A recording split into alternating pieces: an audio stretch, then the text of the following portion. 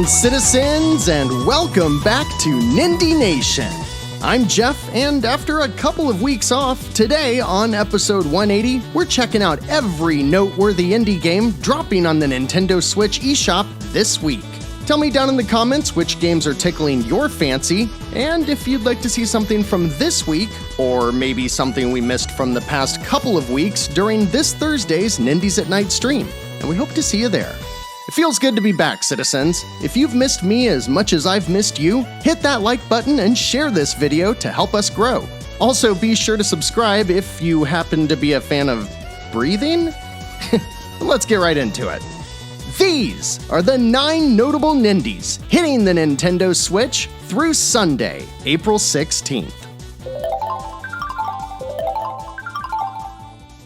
And what better way to kick off the week than with the brand that symbolizes small independent endeavor, Disney.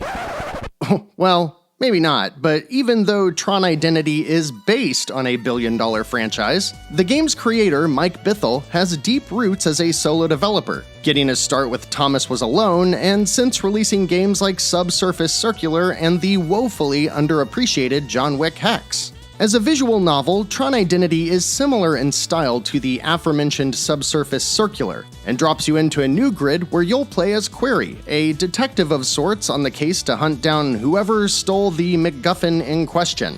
There is a puzzle-based minigame that you'll frequently play, but for the most part, you're interrogating people while navigating a tangled web of plot lines seeking the best ending possible. It releases on Tuesday the 11th, and at least as of time of recording, currently has no price listed. Moving on to Wednesday the 12th, we've got Wildfrost, a game that looks so similar in style to Grindstone, I was shocked to learn it actually isn't developed by Capybara. Rather, it's the next release from Deadpan Games, who previously developed Cave Blazers. Even though I'm not usually into games like this, the artwork and soundtrack alone are pulling me in something fierce. Plus, everything surrounding the core mechanic is music to my ears, as Wildfrost is a card-based deck builder with procedurally generated levels, roguelike mechanics, and RPG elements! It's hard to describe the gameplay without trying it first for myself, but if you're into games like Slay the Spire, this'll probably be up your alley. In fact, most of the PC reviews directly cite Slay the Spire and are all pretty positive. The only negative sentiment I see here is that the game is a bit light on depth and overall content, but considering what is here is finely tuned, it seems like more of an aside than a detractor. Wildfrost leans pretty hard into a unique counter mechanic and also lets you grind out character stats once you find a deck that suits you. You can pick it up when it releases this Wednesday for $19.99, but if you want to taste right now, there's a demo already available. But if cards and stats or endless dialogue trees sound like way too much work, East Asia Soft and Hyper Productions have got your back with a gorgeous blend of both retro and modern with their $10 shoot-'em-up Hyper 5. Using a 3D engine, the game plays on a traditional 2D plane, but frequently leverages perspective tricks within the environments to give it much more cinematic flair. There's an arcade mode that lets you run straight through all 5 worlds as you go for the highest score possible, but I'm most interested in the progression mode, which offers additional side challenges and a less linear structure so you can replay levels and earn upgrades for all that's available in the armory. I'll check out the demo on Steam for myself, and maybe we'll add it to this week's Nindies Nite, because so far, I really like what I'm seeing.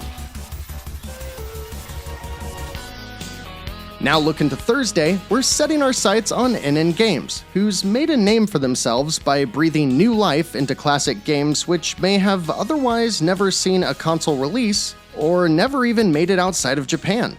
After absolutely crushing it with the Turrican Anthology and numerous titles in the Cotton series, this week they release Canon Dancer Osmond for $29.99. In partnership with Koichi Yotsui, the game's original designer, who's best known for his work on Strider, this action-packed run-and-gun package comes complete with a slew of new features and modern accessibility options like save states, rewind, challenges, and visual filters. If you're not already drooling over this previously Japan-exclusive arcade game that's finally coming to consoles, the $30 price tag probably isn't doing it for you. But if you enjoy other non-stop action games like this, NES catalog frequently goes on sale, and their level of care and attention to detail in these re-releases have yet to disappoint. So throw it on your wish list. And hot on their heels, Cosmo Machia wants a piece of that classic arcade pie as they release Castle of Shigagami 2.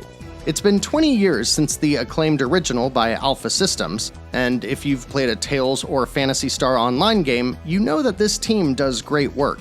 However, this is a hardcore bullet hell shooter, and while it does include 8 playable characters with unique upgradable weapons and multiple difficulty settings, it's still a bullet hell, so you should expect that level of challenge. Now, the original did release on just about every console at the time, but that was all the way back in 2003, and it's laid dormant there ever since. So if you loved it back then and you want to see how it looks in HD now, or if you just like what you're seeing on screen, you can pick it up for $34.99.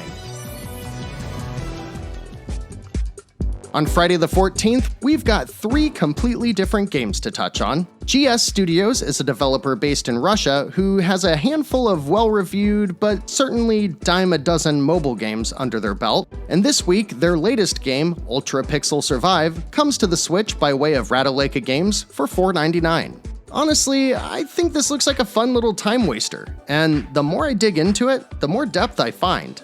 Set against a 2D plane with simple pixel art, your main goal is to build a base that expands over time. After selecting your character from a group of tried-and-true RPG tropes, you'll walk to the left, or walk to the right, whacking enemies along the way while gathering currency and resources until it's time to head home. Once you're home, you'll use those resources to build out shops, homes, and defenses in your ever-growing base. You can craft items, farm, hunt, cook, and build, with every action having quite a few options available, but most ultimately amounting to selecting choices from a menu. For $5, this seems like a fun game to tinker with while you're maybe doing something else, so it's got my attention, and that also makes it fit right alongside the rest of Ratalaika's catalog. If you're looking for something a little spooky, this next game by Black Chili Goat Studio seems like an interesting take on first-person spookiness. Tape, Unveil the Memories Received decent reviews on other platforms last year, mostly brought down by spooky themes that apparently never actually try to scare you, which, I don't know. Doesn't sound like a bad thing to me. Anyways, this game takes place in Spain in the 90s, and you play as the daughter of a famous horror movie director. The father dies mysteriously, and you've found an old camera of his that allows you to interact with memories, as well as move items forward or backwards in time. I guess it's more of a narrative mystery that just happens to have a spooky premise than it is an actual horror game, because there's a lot of puzzle solving. But overall, reviews appreciated the atmosphere, enjoyed the puzzles, and dug the unique narrative slant. So if that sounds like something you'd be into, check it out when it releases for $19.99. And then we arrive at a game that, personally, I kinda love in theory, but struggle to recommend before I can spend some time with it myself. House of Pandas is a Nindie newcomer who claims their comedy-driven JRPG is heavily inspired by Final Fantasy X and Suikoden. And, one look at Castle of the Underdogs Episode 1, it certainly uses a similar battle system and features a ton of recruitable characters. However, outside of that, it looks like a Minecraft or Roblox community game, and certainly has an amateurish look to it. Now, that doesn't mean it's bad, I just get a little nervous about not only how well all of these RPG systems work in action, but also what they mean by comedy-driven JRPG, because comedy in itself is certainly subjective. I am curious though, and if you happen to be as well, you can pick it up when it drops for only $7.99. And last up this week, just might be my favorite from today's episode, It's been a while since I've played through an NES-inspired game that leans so hard into its inspiration, so I'm pretty excited to see what Belle Boomerang is all about.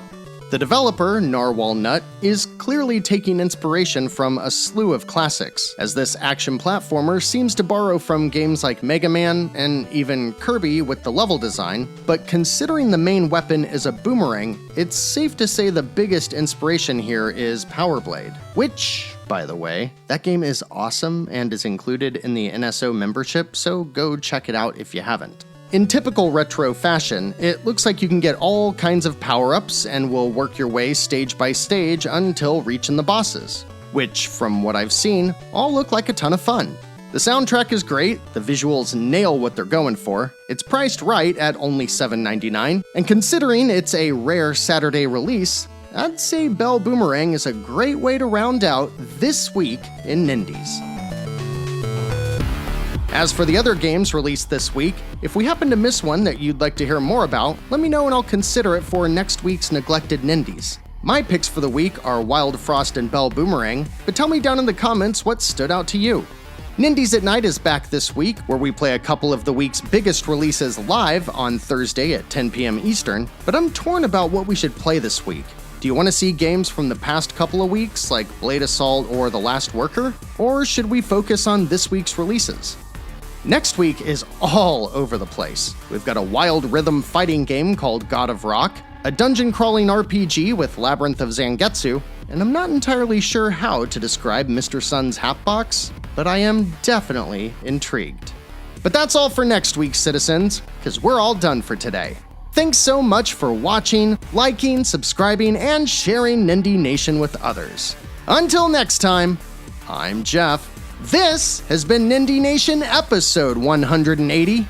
And remember, no matter what type of game you're looking for, Nindie Nation will be right here to help you find just the thing to keep your Joy-Cons synced.